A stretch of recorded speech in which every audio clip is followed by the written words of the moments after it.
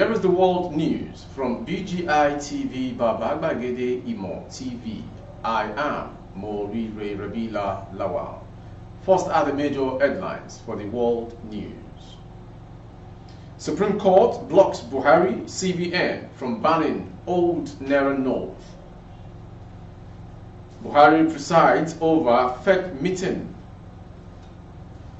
FG blames profiteers for hike in petrol prices.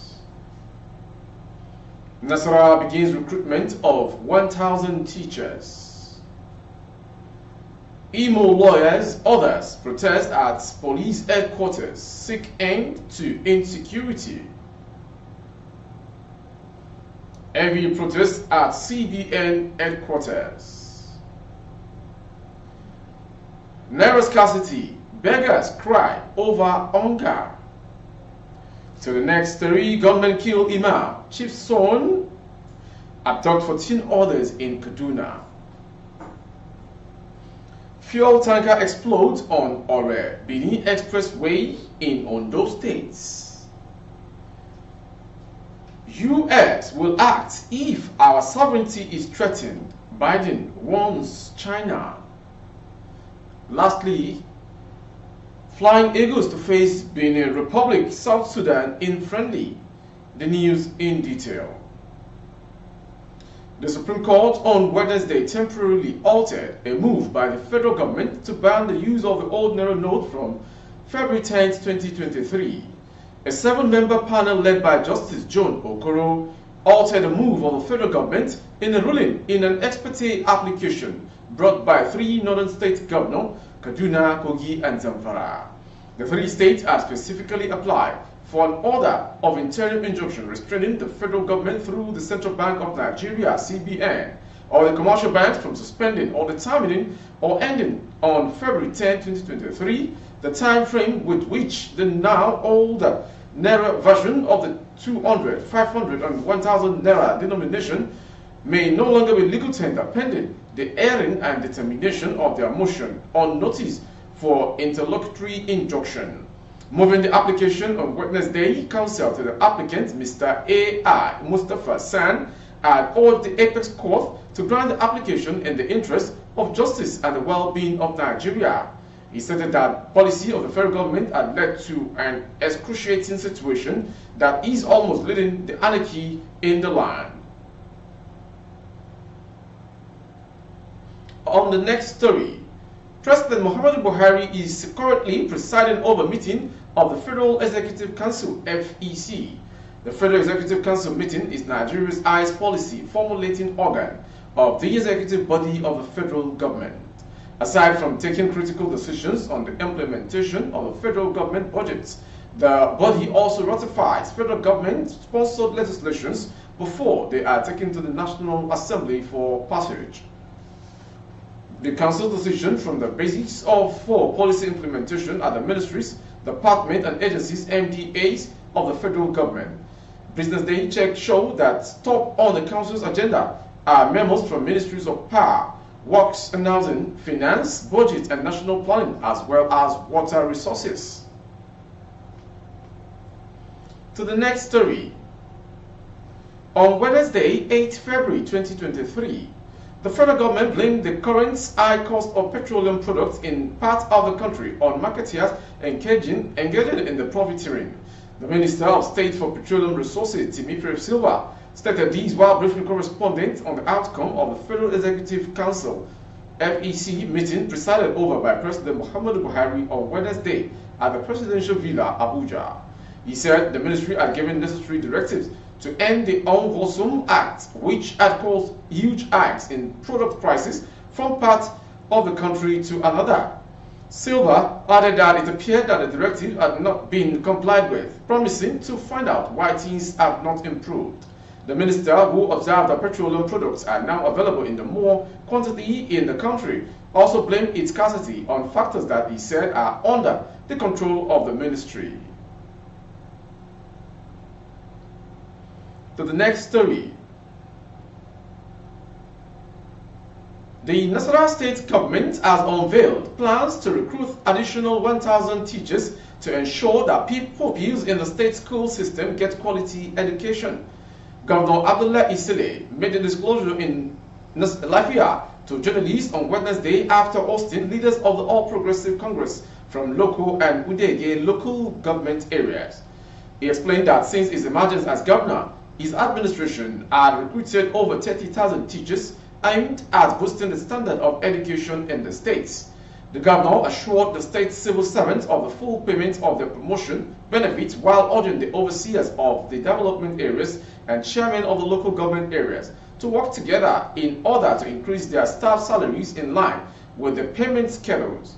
A promise that at the end of his first tenure on May 29, 2023, all outstanding promotions benefits will have been paid at the state, local government and development area levels.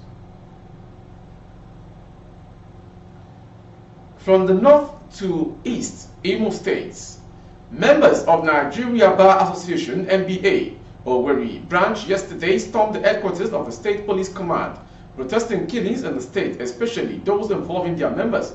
The association, led by Ugochukwu Aleno, said the motive was to express their displeasure over the security situation in the state. They urged the police and other security agencies to intensify efforts at curbing the menace. Government last week killed the magistrates in charge of Ejemekuru Customary Court, situated in Oguta, Local Government Council of Imo State, in Emeka Uboma, while presiding over a court session. The recent killing, Aleno said, constituted challenge to legal practice and dispensation of justice in the state, while also calling on the state government, led by Hope Uzodinma, to prioritize security of life and citizens in the state. Also, over 300 members of Conference of Imo APC Support Group joined the protest. Prince Darlington Onuebu, who led them, insisted the police must put an end to the incident killings of the party chieftains and members in the states. Going to the next story. Protesters have stormed the headquarters of Central Bank of Nigeria (CBN) in Abuja to show their grievances over scarcity of naira notes. The protesters were seen carrying placards and the nation's flag while protesting on Wednesday. To the next story as regards the naira scarcity as well. Following the scarcity of the new naira note, some beggars in Jigawa State have cried out over the decline in alms giving. Some of the beggars expressed their concern while speaking with daily posts in Dutse, the state capital. Malim Sani, one of the beggars along Kiawa Road in Dutse, said before the new naira policy, he used to get enough money for his needs and that of his family. Before the issue, he used to get money, like he said. Malama Alima, one of the women begging along Kiawa Road in Dutse, lamented that she was now finding it difficult to find herself and her 2 children money to feed themselves. Going on to the next story. Government have shot dead the chief imam of the Nomadic Central Mosque at Rugan Ardo, Isiaka Ajemu, and the son of the Fulani chief, and abducted 14 others in Kagako, LGA of Kaduna State. A resident, Shehu Ibrahim, who confirmed the killings and abduction through telephone call to reporters on Tuesday, said the bandits invaded Jenjala community and whisked away 8 people before proceeding to Rugan Ardo, a few kilometers away, and abducting 6 people after killing one of the sons of the Ardo, Alaaji Husseini Ardo. That he noted that 8 among 11 people that were abducted in December 2022 in Jenjala were all still in captivity, as 3 of them were freed last week. He added that up till this moment, no security agent has visited the village, despite that the police were alerted when the attack was ongoing. Moving on to the next story, to southwest from Kaduna State. A fuel landing tanker exploded on Wednesday on the Ore-Benin Express Road at Ore, Odiwon local government area of the State News Agency of Nigeria (NAN) reports. It was the second of such explosion in the area in 9 days, as a kerosene tanker also burst into flames there on January 31st, roasting its drivers. Mr. Sikiru Alonge, Unit Commander of the Federal Road Safety Corps (FRSC) in Ore, who confirmed the 2 explosions, said Wednesday's tanker driver escaped on off and no life was lost in the incident. He blamed the accident on the loss of control of the vehicle by the driver when it had a burst tire. Alonge said efforts were being made to put out the fire and that FRC personnel had been deployed to the area to ease traffic congestion. The explosion occurred because of a burst tire. This made the tanker to wobble and spill its content on the road, leading to flames and later the explosion. In case you're just joining, you are watching the world news from BGI TV. And the next story is the foreign news. The United States will act to protect itself from China threatening its sovereignty, U.S. President Joe Biden said in his State of the Union address on Tuesday. Biden insisted he was committed to working with China where it could advance U.S. interests and benefits of the world. He said, but make no mistake about it, as we made clear last week, if China threatens our sovereignty, we will act to protect our country, and we did. The U.S. on Sunday shot down a suspected Chinese spy balloon which had been flying over the country for days and a missile off the Atlantic coast of South Carolina. Biden said he had made it clear to China's President Xi Jinping that the U.S. sought competition, not conflict. He said, I will make no apologies that we are investing to make America strong. Finally, on sports story. Nigeria's Flying Eagles will take on neighbors Benin Republic and South Sudan in friendlies ahead of the 2023 Africa Cup of Nations.